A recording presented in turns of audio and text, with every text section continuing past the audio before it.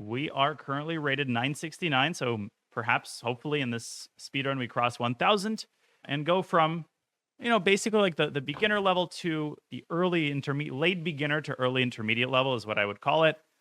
So slowly but surely, thank you, Canty, for the raid. Just in time as we start our speedrun, the games have a little bit more meat on the bone the last couple of speedruns, and hopefully the more advanced players can take more lessons out of these next couple of videos. Let's get started without further ado. Edison Eddie from Peru. And we're facing 1d4. Excellent. So this gives us a chance to play a King's Indian setup, obviously depending on what white plays. There's a lot of London system at every level, at the beginner level as well. So our opponent is already thinking, and c4. Okay, so obviously my recommendation for this speedrun is the King's Indian, on the subject of which I'm preparing a chessable course. I'm in the final stages of that, but hopefully the speedrun videos will give you a good overview of King's Indian theory as well. So first of all, we play bishop g7. In the previous speedrun, I was mostly recommending the Grunfeld with d5. In this particular video, I've decided to play my real repertoire because I know it better. I'm able to explain it better. Knight f3. Okay, so there's going to be a big divide in the chat and among people who are listening on YouTube between people who have some knowledge of King's Indian theory. Maybe some of you play the King's Indian and know kind of the basics, and those who don't. So it's kind of hard for me to strike a balance, but I'm going to try my best. I'm not going to talk at great length about each move during the game. I just don't have the time for that. But essentially, knight f3 is a non-committal move. It doesn't necessarily choose a setup yet. It tells us that white is not going to play certain variations like the four pawns attack, which involves the move f4, and the same-ish, which involves f3. So our response doesn't really change. We can play d6, we can play castles. It doesn't really matter. There is a small subtlety and a reason that I proposed d6 in my course, but that's kind of way beyond this level. e4 castles. And so now we're back to what's called the classical main line if white plays bishop e2. This is the most popular continuation. Traditionally, this has been considered the main line. And main line is a very relative term in the King's Indian because much like in the starting position of the Najdorf, white has, 7 or 8 full-fledged systems against the King's Indian, and all of them deserve respect and attention, and all of them are dangerous. So to speak about one main line is a little bit disingenuous. E5 is a common move at kind of the beginner level, and it's a lot scarier, a lot less scary than it looks. It's a paper tiger, and it brings white into trouble straight away because white hasn't completed their development. The bishops are not developed yet, and white is already opening up the center. And this is one of the great kind of virtues of the King's Indian, is it tempts white into trying to punish us for not controlling our center with pawns. And so white starts to push the pawns in the center and very, very quickly gets overextended. And there's a lot of tactical ways that we can punish white for these types of moves. So first order of business, we take the pawn. We take the pawn and we ask white a question: how are you going to recapture? Taking back with the pawn is really bad because we trade queens. Presumably white's going to recapture with the knight to avoid losing castling rights, although it doesn't really matter. Our response doesn't change. Okay, perfect. We're going to this line. Now the e5 pawn is a sitting duck, but we need to be careful about how we arrange our knights because a common inaccuracy here is to drop back to d7. And what that allows white to do is essentially to give up this pawn, but not for free. White is able to push e6 and provoke some weaknesses in our pawn structure, which is not the end of the world, and we're still better in that situation, but there is a way to circumvent that issue. And the way to circumvent that issue is to actually drop the knight into g4. Now, you need to be careful about this move because oftentimes if you play this move in the wrong circumstance, then h3 will kind of send the knight back to an awkward square. But in this case, we're attacking the pawn two different ways. And if white had defended it with bishop f4, after knight c6, we add a third attacker. White cannot add a third defender. White loses the pawn essentially without compensation. So our opponent is parting ways with the pawn straight away. And as a matter of fact, we, of course, can play knight takes e5, but we actually don't even have to rush. After knight takes e5, knight takes e5, bishop takes e5, a very pedantic point, but nonetheless, I'm trying to encourage accuracy in the endgame. I've mentioned that you often don't want to leave the fianchettoed square with your bishop because that allows white to play a move like bishop h6 in the resulting position. And even though the queens are off the board, that's not necessarily a move that I want to allow. So as many of you probably kind of understand, we can play knight c6 first. This pawn is not going to grow a pair of legs. If it moves up to e6, we just take with our bishop. If in that position white plays the move knight g5. Maybe some of you are worried about e6, bishop e6, knight g5. Well, we just drop our bishop to d7, and the bishop defends the knight. Okay, now there is no more reason to tarry. We can take the pawn with the knight. Why am I taking with that knight? Because this knight is kind of more stable. The g4 knight could have been more easily targeted. And now, of course, the benefit is that we can take back with the knight. And our bishop is still at home base. Our knight is perfectly safe in the center. It cannot be further attacked. And white is actually giving us the bishop pair now. And now we have a technically winning position. And it's not too early to say that because we have an extra pawn. We have the bishop pair. And white has a whole host of further weaknesses. The c4 pawn kind of sticks out.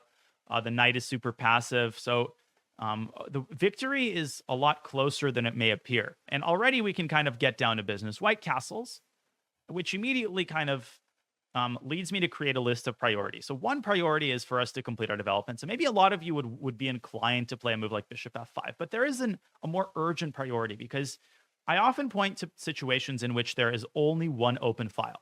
That is kind of a category of positions that you should be aware of. When there's only one open file, the side that controls that file often has a monopoly over the ability to infiltrate the enemy position. So here you should already be intuitively thinking about this d2 square. That is a very juicy square because white lacks a dark squared bishop because our opponent gave it away on the previous move. So before developing our bishop, it's a great idea to play rook d8 and potentially infiltrate d2 because we can catch white unaware before he has a chance to move the knight from d1 and put a rook of their own on d1, if that makes sense. So you don't always want to blindly just complete your development. You want to consider the concrete position. White is in huge trouble here. It's lost. Bishop f3. Once again, we have a good choice of different possibilities. My kind of King's Indian instinct in response to a move like this is to play the move c6, building up a nice little kind of granite pawn chain. And let's do it. Yeah, let's play c6. Let's play c6, covers the d5 square, and now the bishop on f3 just looks really dumb. And it's not that white can't really stop rook d2. Okay, knight e3. Knight e3. So, of course, now the situation changes slightly. We can play rook d2. There's nothing inherently wrong with that move. But why is that move necessary anymore? The point of that move partially was to attack the b2 pawn, and white is just offering us that pawn straight away. Let's grab it. That's a second extra pawn. That's a second extra pawn. There's no reason not to take it. So like pretty simple decisions, but you shouldn't take them for granted because it seems easy when you play all of these moves in succession. But for example, if you didn't play rook d8, this winning process might have taken a much, much longer time. Okay, rook a to d1. So here again, there's nothing wrong with taking, but why would we give up the d file? Especially because if you do a little bit of calculation, after rook takes d1, let's say you bring your bishop out from c8. Well, that leaves the b7 pawn undefended, and there's an alignment of two pieces, both of which are undefended on the same file. That means we need to watch out for the move rook to b1. So we need to put that on our radar.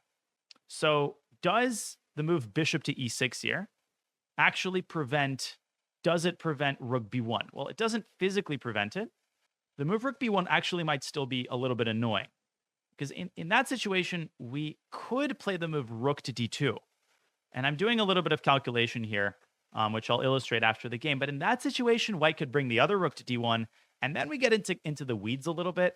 So if possible, the Russian schoolboy inside me is like, do we really need this?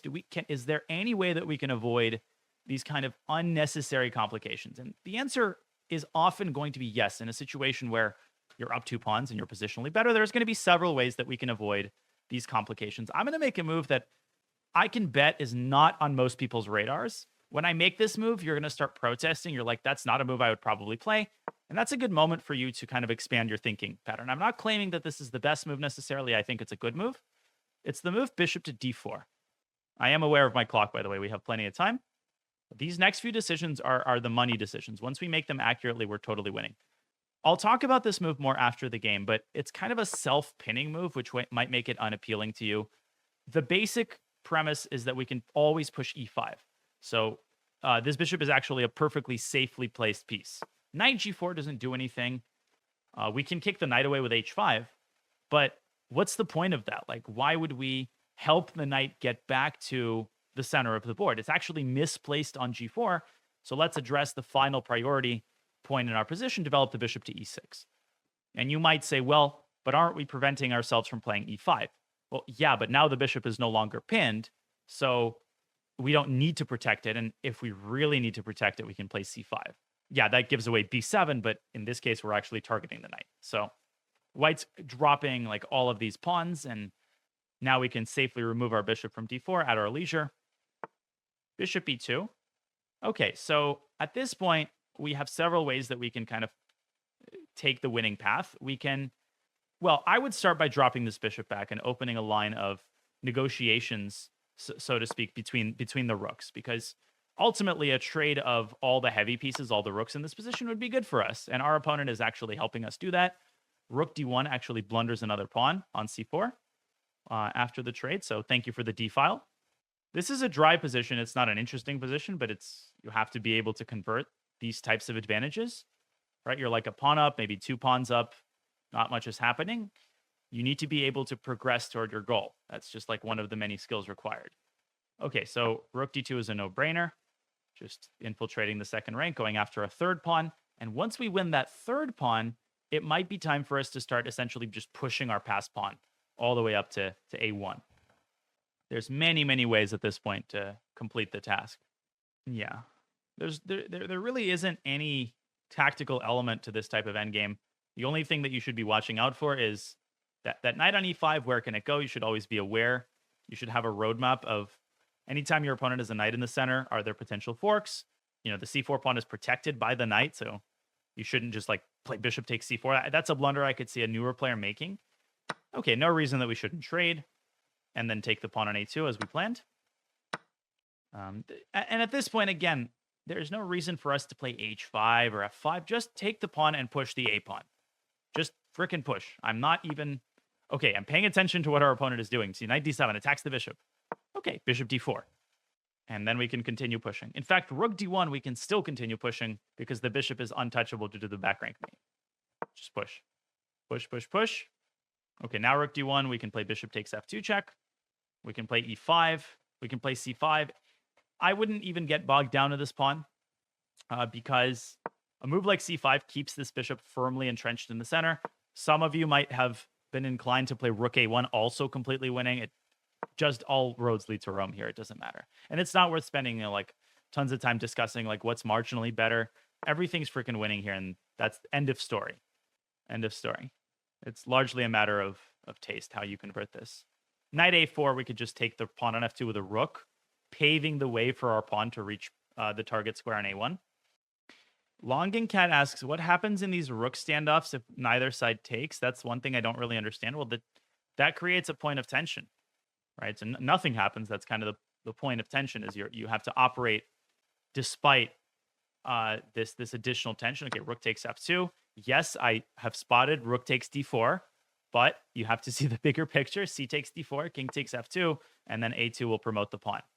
So I'm relying on some marginal tactics here to complete the task. You don't have to do that.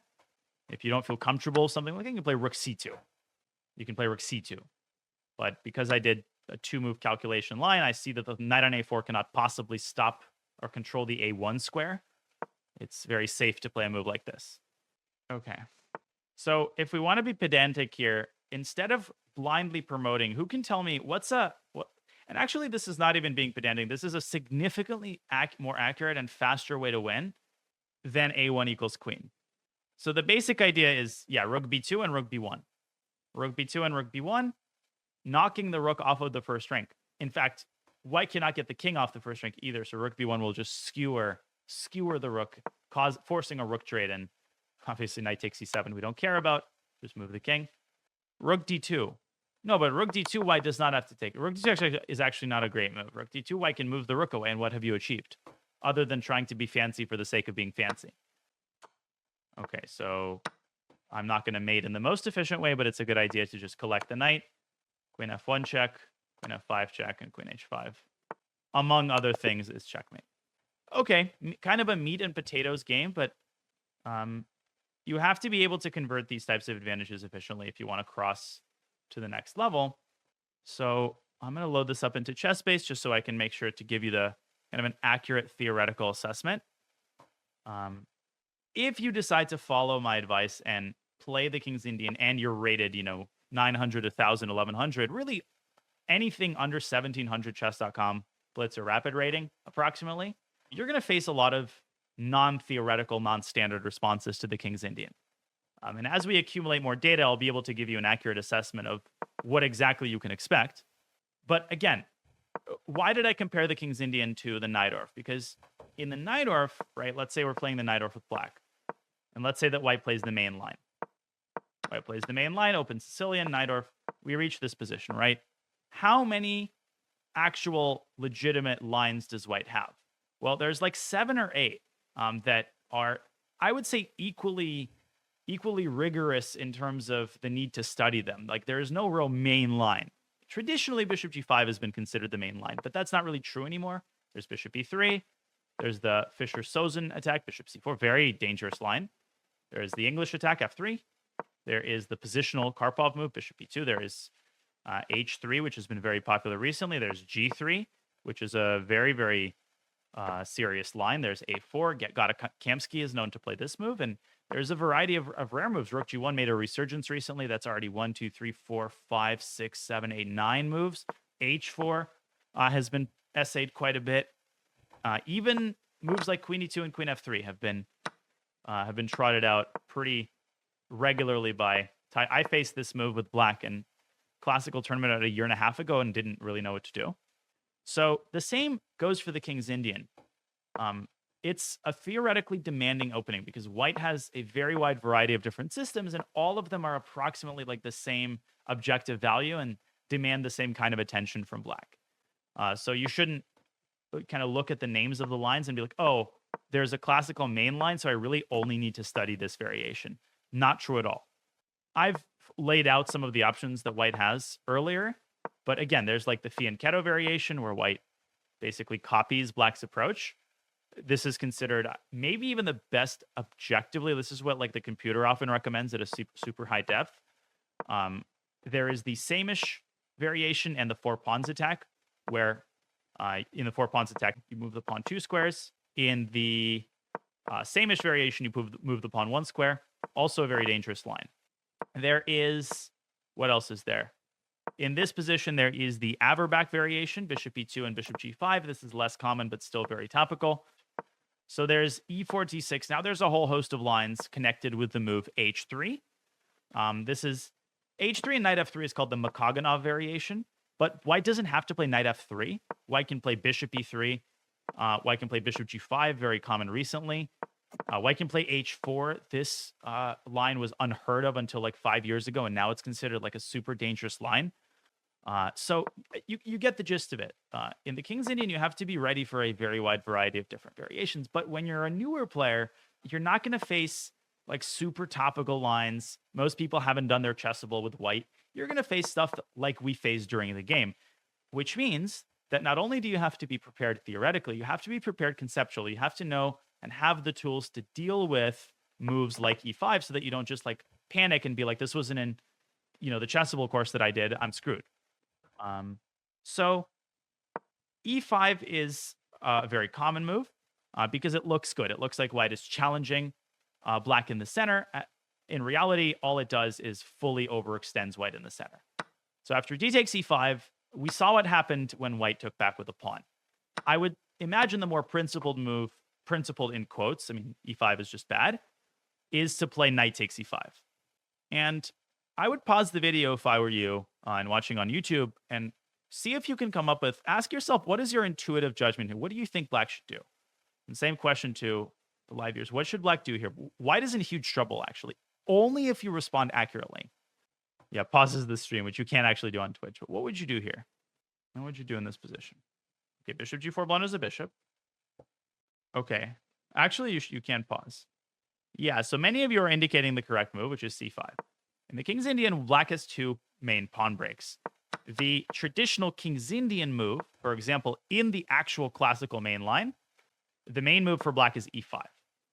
If you play the move c5, it's not even really a King's Indian per se anymore. Now you're in sort of Benoni territory. I have played the move c5, by the way, over the board, and I think it's a very decent line. But you can't really call this a King's Indian anymore.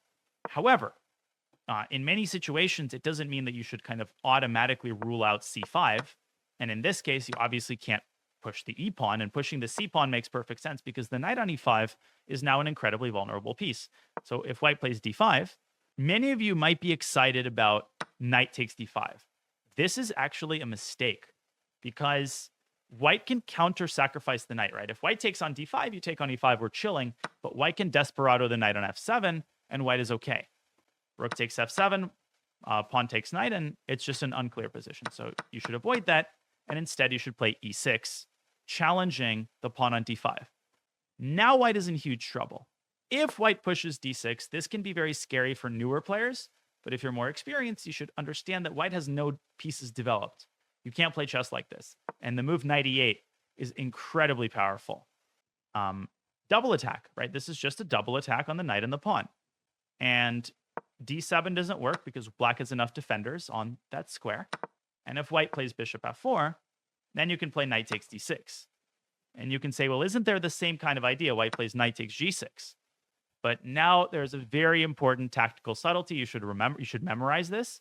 Black to play and basically win the game. It doesn't look like this wins the game, but it's actually a really, really powerful move. Yeah, it's not an intuitive move at all. Not queen a5, not bishop down. Bishop c3 doesn't change anything. Just take back on c3 and you've given up your bishop. So you play the move, yeah, e5, e5. And you're like, well, what is this? So here's the thing.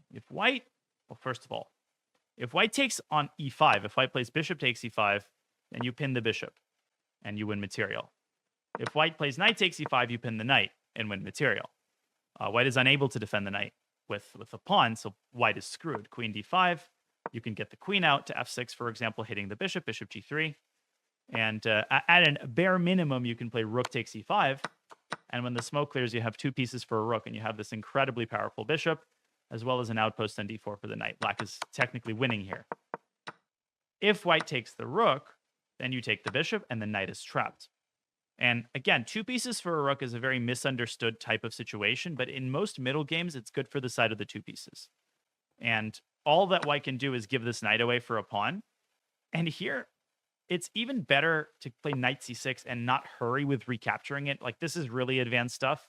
And, if you're watching these videos to just like get a, kind of a bird's eye view of how to play the opening, you're probably never going to get this, but it's just worth mentioning that knight c6 is best. And the point is that if white tries to defend the knight with the bishop, then you're going to launch a huge kingside attack with queen h4. And white is not getting this knight out in the long run. So for examples, castles, bishop g4, and white is completely busted. It's just like you don't have anywhere to go. Queen c2, knight d4, and then f3, and you're going to get yourself checkmated. In this position, you have the move knight f3 check, and basically checkmate is unstoppable. What if knight g5 after knight c6? No, that square is controlled. Now, a more legitimate question is what happens if white plays queen h5 and tries to defend the knight that way? Just bishop f5.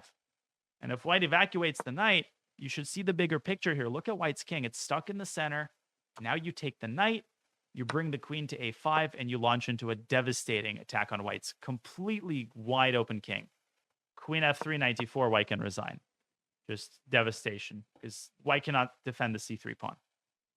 So this is very advanced stuff, but still, I want to be as open as possible about stuff that you should kind of know. And this is a very kind of legitimate line that can occur on the board. So enough on that. If white plays pawn takes pawn instead of d6, I hope this isn't too boring. Then you play queen takes d1, and you have a very, very good endgame. Knight d1, bishop e6, and it's quite obvious that black has this big initiative in the endgame. White's pieces are terrible. This is kind of like what happened in the game. Okay? Last thing I'll mention, if white plays pawn takes pawn here, white plays pawn takes pawn here. A very common kind of response where there's a pawn on c5, there's a knight on e5, so the queen slides up to c7. And again, yeah, white can keep the extra pawn. Congratulations. But just look at black's development here. Bishop f5. The rook is going to come to d8, and white is going to get in huge trouble in the center. White can even play a tempo move with bishop f4. No big deal. You play queen c8.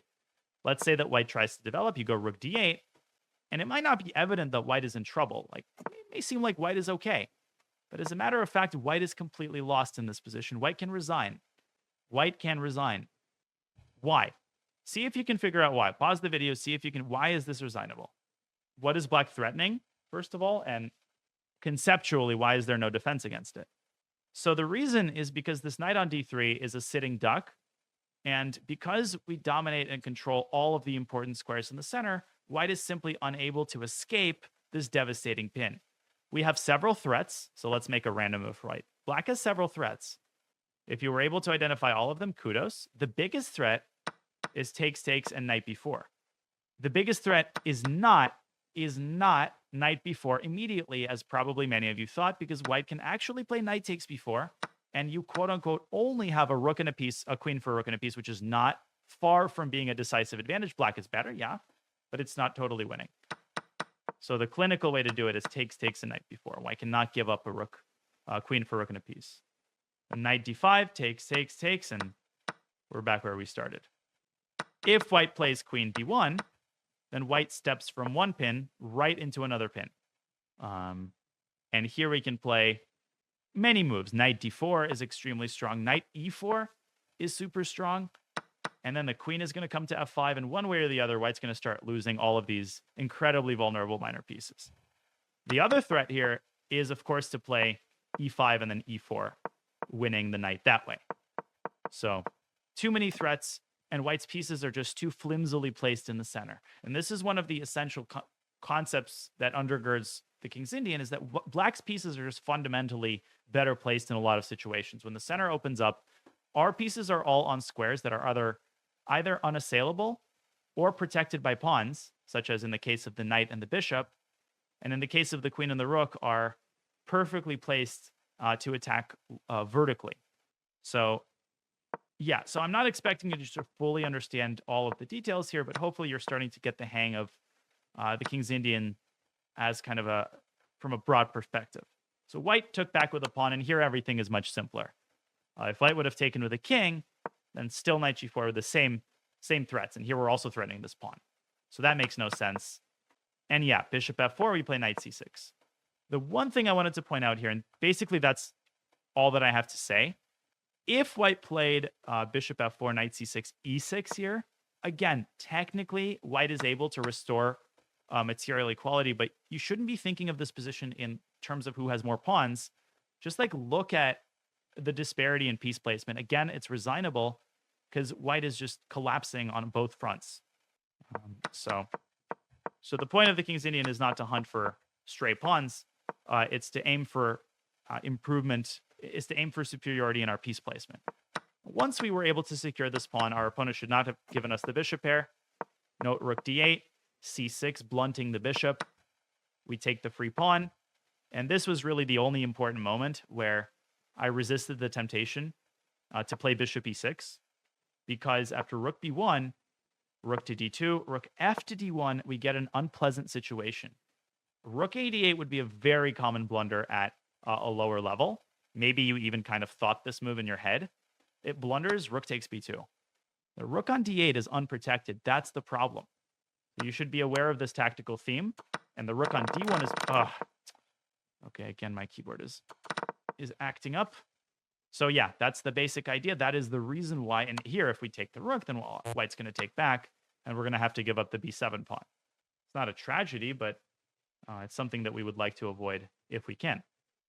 Okay, so that is basically the extent of it. Yeah, bishop d4, and if white plays knight c2, we just would have secured the bishop with e5. There's nothing else to talk about. The bishop is very, very firmly entrenched. So in a sense, we're self-pinning, but we're only doing it very temporarily, because a piece that's pinned is not necessarily in trouble. You shouldn't assume that. Knight g4, bishop e6, completing our development, dropping back, and preparing to trade, and our opponent obviously cooperated in many ways. Sorry to spend so long in this game, but it was our first King's Indian, so I wanted to spend some time kind of painting a picture. And we have the white pieces against Carlitos from Colombia. Good luck. Let's go. e4. c6. Well, you already know what I recommend against the Caro-Kann. Now, when we get to a slightly higher level, I might experiment with a couple of different lines, but at this level, the fantasy just, it basically wins the game by force. Now, there have been some developments in the fantasy since the last speedrun. There was a very popular chessable course by Erwin Lamy, Dutch grandmaster, and longtime friend and second of Anish Giri, who's a very well known and respected opening expert. He found a great line for black against the fantasy, and a lot of people bought that course. Even at 15, 1600, I've noticed people playing Lamy's recommendations. So I have some things to say there, but we're not there yet. We're not at the level where people mostly do chessable courses.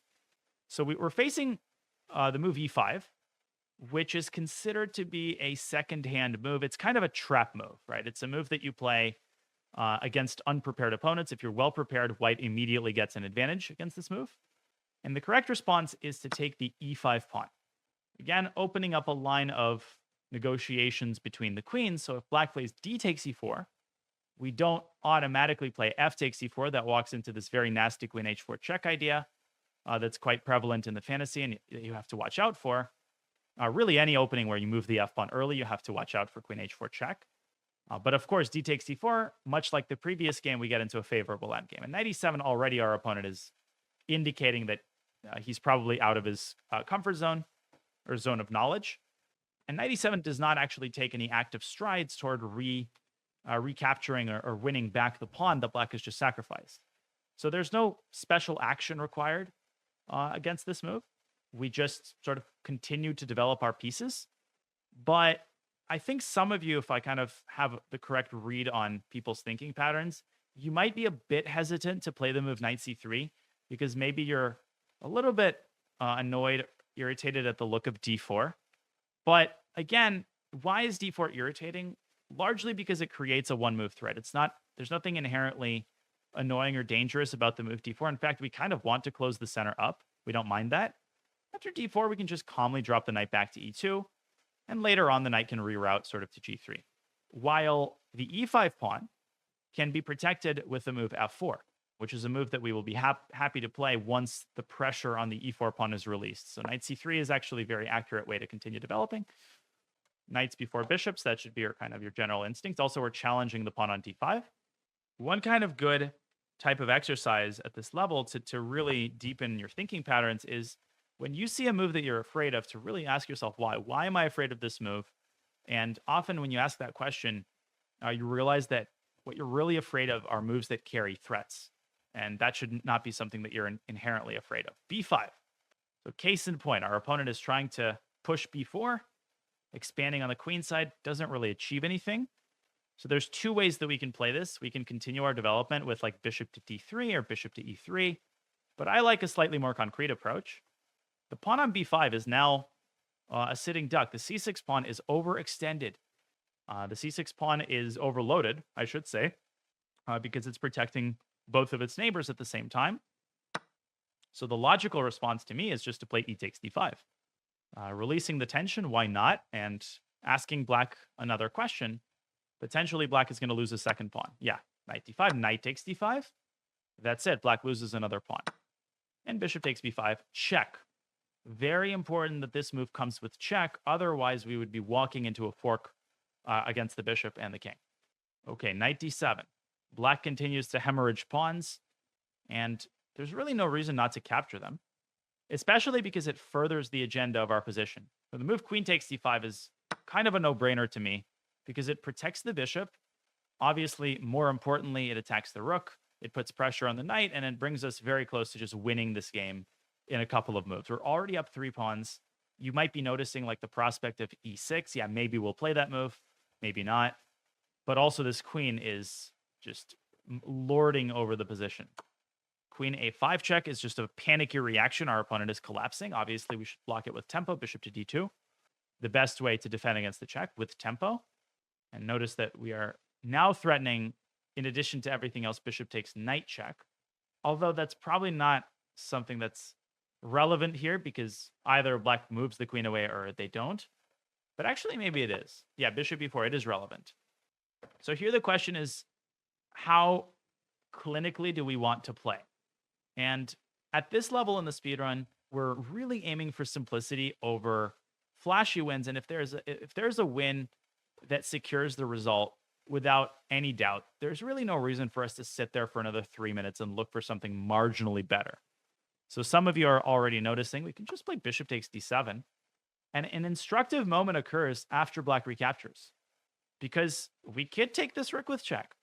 We could take the rook with check. And after king e7, we could also take the other rook. But this is exactly the kind of sequence that you learn to avoid when you're a more experienced player. And you learn to avoid it not because I calculated a 15-move line, but because I calculated a 3-move line. Queen takes rook check, king e7. Now, if you take the bishop there first, then black recaptures with a check. That's bad, because the queen will be hanging. So after takes, king e7 takes, black plays bishop takes d2 check, and our king is completely exposed. Now, you might be familiar with this tactical pattern. There are situations where you actually deliberately sacrifice both of your rooks in order to force the queen out of the game to give you that temporary target practice against the enemy king. And after bishop takes d2, we absolutely could get checkmated. I'm actually not convinced that white is winning. Maybe we're winning with king f1, but it gets incredibly dicey, especially because we can just take the queen and win a piece. And we're up 3 pawns. So notice that I actually did not calculate a single move past bishop takes d2 check and made an intuitive judgment. If there didn't exist an alternative option, let's castle queenside and hit the bishop. If there didn't exist the alternative of taking the queen, that's a different story. Then you might have to sit there and try to work this out. But fortunately, there does. Okay, we're not actually afraid of bishop takes a2, so we can complete our development. Yeah, there have been many cases in chess history. I mean, the evergreen game, the immortal game, I think are two very... I think in one of them, Anderson sacrifices both of his rooks in much the same kind of general manner.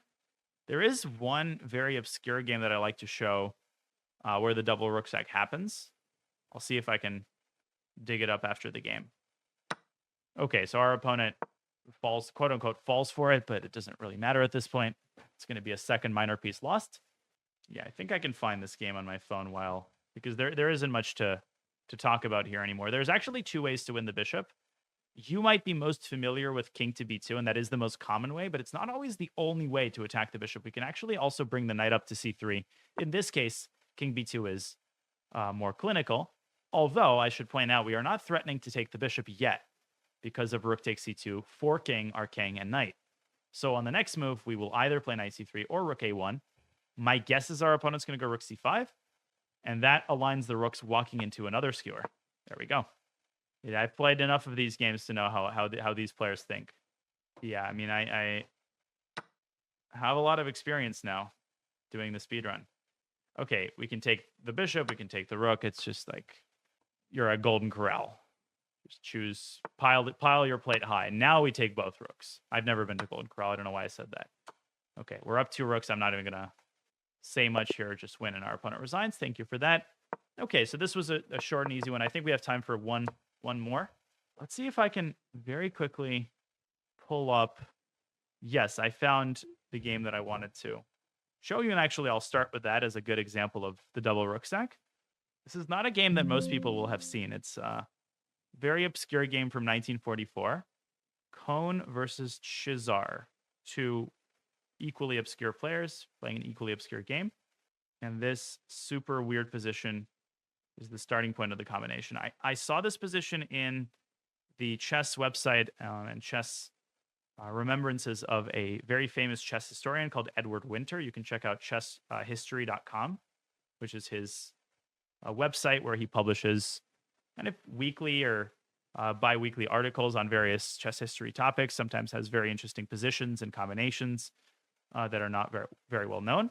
That's actually where I found this position. In this position with white to play, white launches actually pretty epic combination, in my opinion. This is worth the wait. The one thing that makes it a little bit less aesthetically pleasing is that white is completely winning in the starting position. And even a simple move like castles kingside probably does the trick because, I mean, black is just losing a bunch of pieces here, super undeveloped, but that's beside the point. Thank you, Hannah. Here's what the combination looks like. White starts with a move knight to b6. Oh, sorry, I'm missing a piece. My bad. See, this is what happens when I try to rush through the setup. I'm missing a knight on e7. exactly nothing changes in terms of what I said. In fact, this makes my points even more compelling because that means the bishop on f8 is blocked, so there is no check on b4. So castles is still winning, but white plays the move knight b6. And that is a good example of the double rook stack, just like the one that our opponent unintentionally carried out in the game. Queen takes h1. Now, obviously, this would defeat the purpose of, and would not be in the spirit of the position. White had foreseen this move and offers the second rook, which black gladly accepts. At this point, I would encourage you to pause and see if you can come up with the beautiful second part of the combination, which results in checkmate. White to play. As a good bonus, try to come up with the final move. What is the actual mating move, the final move of the combination? If you name the mating move correctly, then I know you have seen the whole combination. It's not queen c5 mate. It's not queen c5 mate, although you're very close. That's not mate. It's not queen c4. What is the move that actually mates the black king? My coach always used to do that when he gave me puzzles. He would simply ask me for the last move of the sequence, which is a good way to really test if you've calculated the entire line. The good Russian schoolboy type method. Not queen c7. Nobody has said it before. It's not queen c7. It's not queen c8. Valkyrie rocket, thank you. No, this is actually legitimately challenging to calculate. It's not queen e5. Nobody's named the correct piece yet. Or pawn. Hint, hint. Okay, so the correct final move is b4. b4 mate is the end of the combination. It starts with a knight sacrifice on f7. The second move is a decoy sacrifice to lure the black king out of its kind of initial square. The third move is a further decoy sacrifice, trying to lure the king even further down the primrose path. Queen e5 check involving the queen. Now, if the king steps back, then it's very easy. Queen d6 is made in two. So queen has to take the knight. Now, some of you might have calculated to this point and thought it was checkmate. It's not. Black can slide up to a5. And even here, it's easy to go wrong. If you move the bishop, you might think this is mate, but you've actually thrown the game. After b5, I think white's losing because there's no mate. And you're down a gazillion pieces. So the mating move is b4. I really like this combination. I think this should be more famous than it is. Yeah, that's how the game actually ends. That's a good little bonus content here. Knight b6 takes. That's two rooks and a minor piece, two rooks and three minor pieces sacrificed. And then mate delivered with a pawn. Not the worst thing in the world. Okay, the moves are all basically forced. I mean, technically the move is not queen takes h1 is not forced. And neither is queen takes a1. You could play queen a4. But here white can just play queen takes e4 and knight f7 mate. I actually had a recent game against Nihal where I was analyzing and came up with some like absolutely insane tactics, but it's beyond the scope of this speedrun, and I want to get in one more game. So also a little beside the point, but still fun. So we're playing the fantasy variation as we have in previous speedruns. Our opponent plays e5, which incidentally is a legitimate move, but knight e7 is a very weird follow-up. To my knowledge, the correct way to follow up for black is bishop c5. And in fact, if white is not careful, this is a very dangerous line. If white just starts blindly capturing pawns, queen b6 happens. And I've seen with my own eyes games that end this way. Knight e2, and black has checkmate in two moves, bishop f2 and queen e3. So I saw a game where like a 1700 reached this position with white and then basically went like knight c3 and had to give up a full piece. So therefore, the correct move here is knight c3. And the point is that if black plays queen b6 anyway, you have this very typical concept, knight a4. So you're forking the bishop and the queen. If black tries to go queen a5, you can go c3. And the queen protects the knight. Also a very typical concept. Where else do you see this? You see this in... There's a line of the French where this idea comes up. There is a particular variation in the... Let me think. In the classical variation French where white does the exact same thing. Yeah, it's here. So this is kind of the old main line. And after queen b6, which is a move that people no longer play that much, the correct move for white is actually knight a4. Queen a5 check, c3.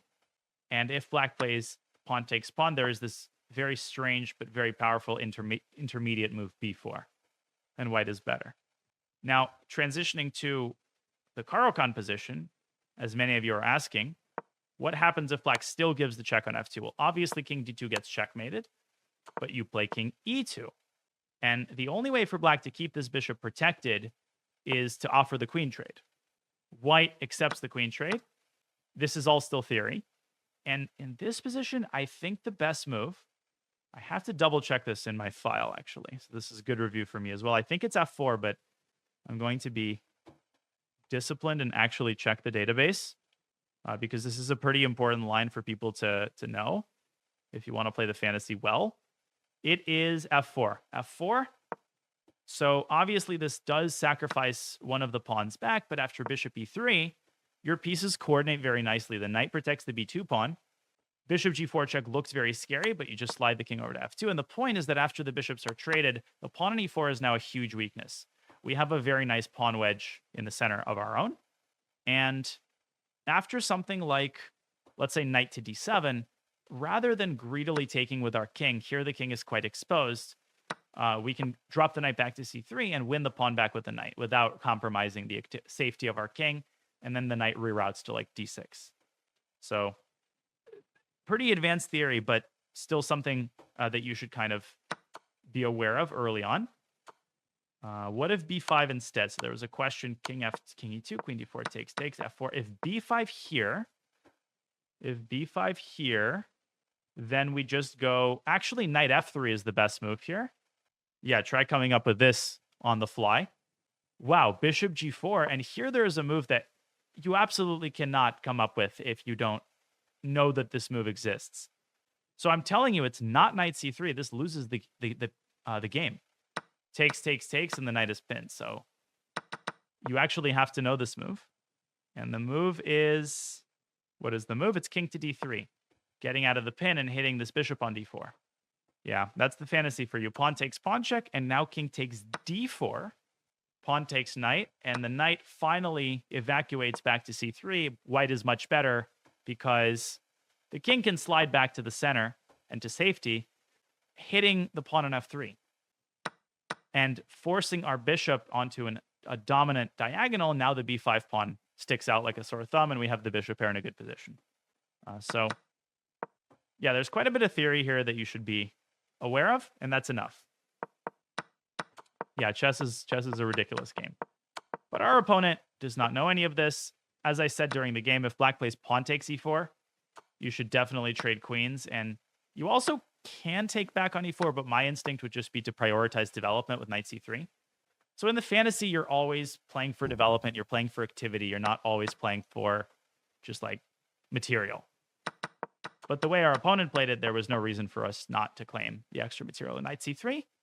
And here the important point is that if black pushes d4, we just drop our knight back. Black can play c5, and we can just go f4. And we have this lovely pawn wedge in the center. The knight will slide up to g3, opening up the path for our light squared bishop. Super important to realize that this type of situation can be disconcerting to people. Like a knight on e2 can seem very awkward, but you're in control of your own pieces. This is very temporary. Okay? So instead, our opponent played this very strange move, b5. We immediately punished him with e takes d5. And the game basically ends once black recaptures and gives up a second pawn. Because not only does black give up a second pawn, now there's a further awkward situation. Obviously, king e7 just looks terrible. I think the only way to stay in the game would have been bishop to d7. Because here, if we play queen takes d5, queen a5 check is much more effective. As a matter of fact, I would not go into this line with white at all. I wouldn't even think about it. For much the same reason we didn't take the rook in the game. Like, why would we go for this incredibly messy position where the queen might get trapped and where our king could get caught in the crossfire? Like, that's completely unnecessary when there exists a much simpler option, several simpler options, such as just taking the bishop and cashing in our extra pawns. Yeah, knight d7, queen takes d5, game is over. And I think the only way to stay in the game might have been to play b4. But even here, I probably would have centralized the knight on e4 with the idea of infiltrating d6. So black has to play knight takes d5. And here we're up a pawn. We have a beautiful knight on e4, and we can continue our development with bishop c4. And in most cases, we aren't afraid of this check on h4 because we can just block with g3. So the rule of thumb is you're only really afraid of this check in the event that there is an undefended piece on e4. Otherwise, this is just a paper tiger, and we can block it with g3. Okay, so let's get one more quick one in. I'm going to get a 5-minute game in, just because we've been going for a while. I want to get some rest before commentary tomorrow, so I'm going to compromise and get a 5-minute game in. Let's go. 5-minute, and it's playing a 1300, so... Oh, actually, perfect. So my blitz rating is a little bit higher, so I think that might be satisfying to more advanced players watching the stream right now, watching the YouTube video, because I did play some blitz on this account already. And another King's Indian. Another King's Indian. We're facing a somewhat passive setup. Okay, we're facing a Stonewall setup. And the Stonewall setup, you might be familiar with that word, Stonewall. Traditionally, the Stonewall refers to a variation of the Dutch defense that the black plays, right? Because the Dutch is a black, exclusively black opening, d4, f5. But of course, white can also play the Stonewall with colors reverse. White can play it by playing the bird opening, f4 on the first move, but white can also go d4 and then e3 and then f4, much like our opponent did it. The great thing about the King's Indian is that is that the Stonewall is a very ineffective setup against the King's Indian. The Stonewall is really only effective if black is already committed to the move d5. So a lot of people here would instinctively be inclined to push d5 because, oh, let's cement this e4 square. But as a matter of fact, this may be confusing, but in my opinion, d5 is not the most effective treatment of the position. It's not like horribly wrong, but it's much better to play the move d6 and aim for a quick e5 because this will just destroy the Stonewall immediately. Once we push e5, white will really hurt in the sense that we will be threatening a fork, and the Stonewall will just collapse, as you're going to see. But before we play e5, we need to prepare it with knight c6. Now we're ready to play the move e5. And watch how quickly white's position is just going to collapse here. So white takes, we recapture. Already, white's in pretty big trouble, I think. Practically speaking, I think if you run this on the engine, white is maybe still okay. Okay, so the Stonewall has officially been dismantled. Now we have these two pawns and we need to go after them. Perfect way to do that is knight to g4. Again, in the King's Indian, you're not, afraid to sacrifice a pawn, sometimes more. And now the simplest is just to recapture with our knight. So you can sense the parallel between the first game we played and this one. Right? We did very much the same thing. We played knight g4 and then recaptured the pawn on e5. Now we basically have a positionally winning situation. Rook b1 makes no sense to me. I think our opponent is probably preparing the move b3, but that's a painfully slow way of developing. So let's go rook e8, aiming to target this ultra weak pawn on e3. Knight takes e5. Okay, fine. Let's recapture with a knight, keeping our knight nicely centralized. Yeah, this is already very hot water for white. And knight f3. How do we deal with the tension in the center? Well, what we don't want to do is take the bishop. That would be a pretty bad idea because it would allow white to add another pawn into the center, and it would basically unisolate this e3 pawn. So you might be inclined to grab the bishop pair and then play bishop f5, but that's ineffective because of e4.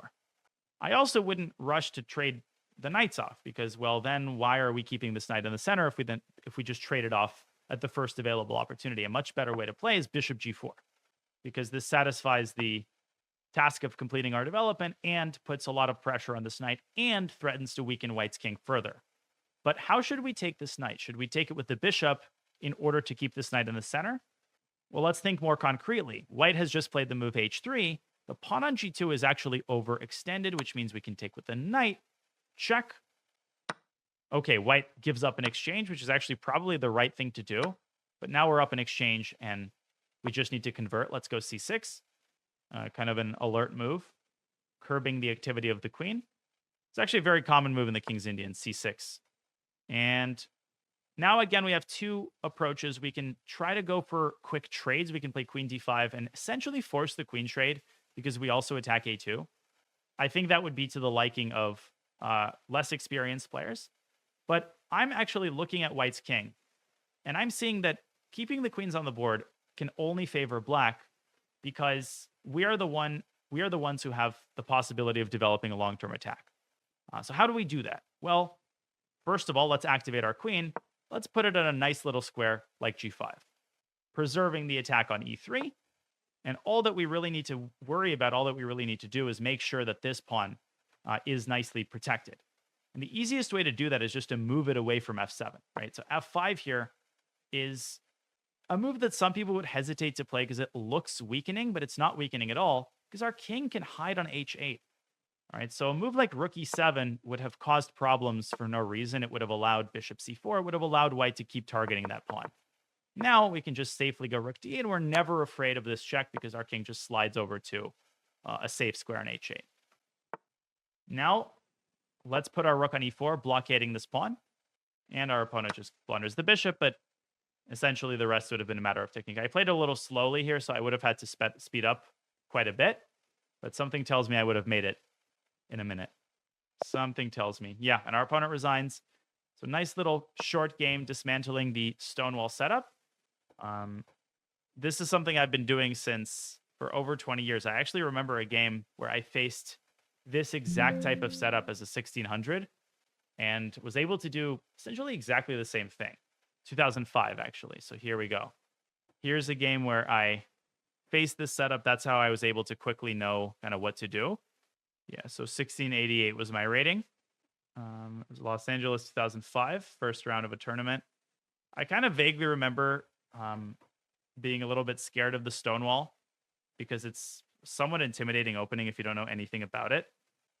But I was able to dismantle it pretty quickly. Yeah, so just a moment. Bring up the chat. Yeah, so d4, knight f6, e3, g6, knight d2, basically the same thing that we faced in the game. And here's f4. And again, I played knight c6, so I played exactly what I played in the speedrun game, and then d6. Doesn't really matter what the order is. Knight f3, e5. Actually, we have basically the same position. And white castled, so white actually played it in a slightly better way than our opponent did.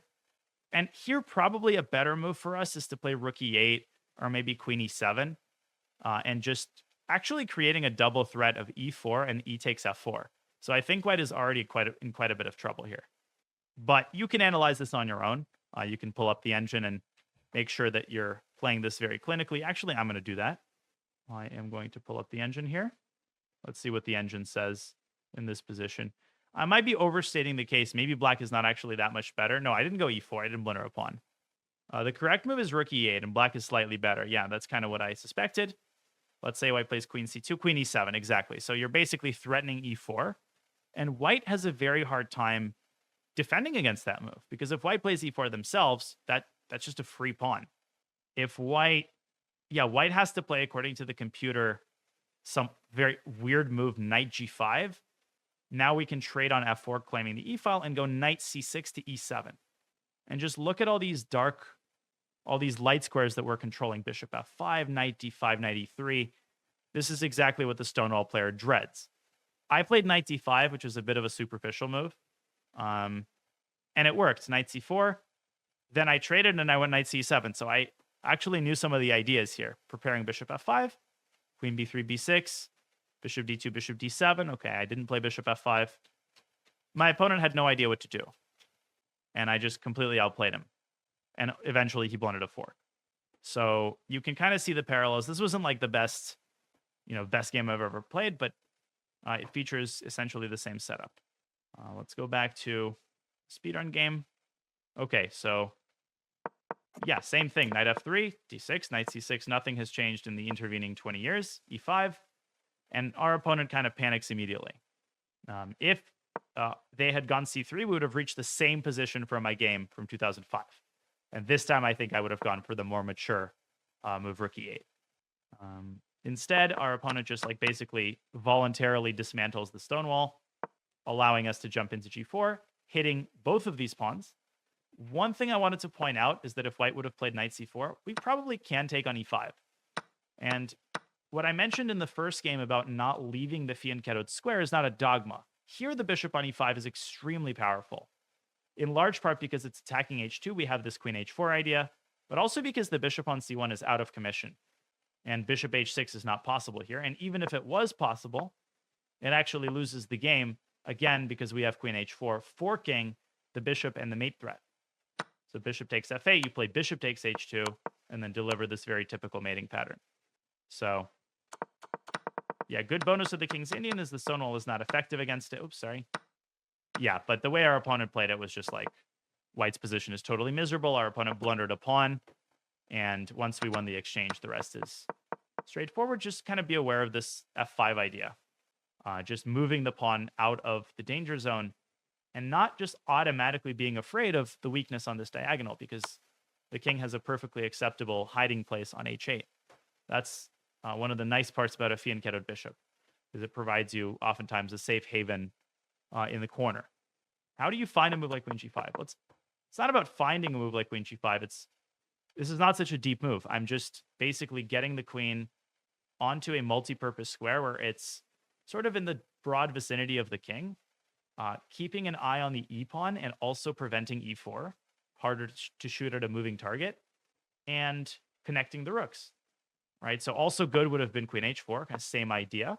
Queen d6, like queen anywhere would have been good, honestly. Even queen c7 I really like because it also protects the f7 pawn. But I specifically wanted to paralyze this pawn so that we could play f5, so that White didn't have e4 in response. That was kind of the rationale. And then the rest, I think, was very straightforward. What if White goes queen f2 after queen g5? Okay, I would go rook a d8.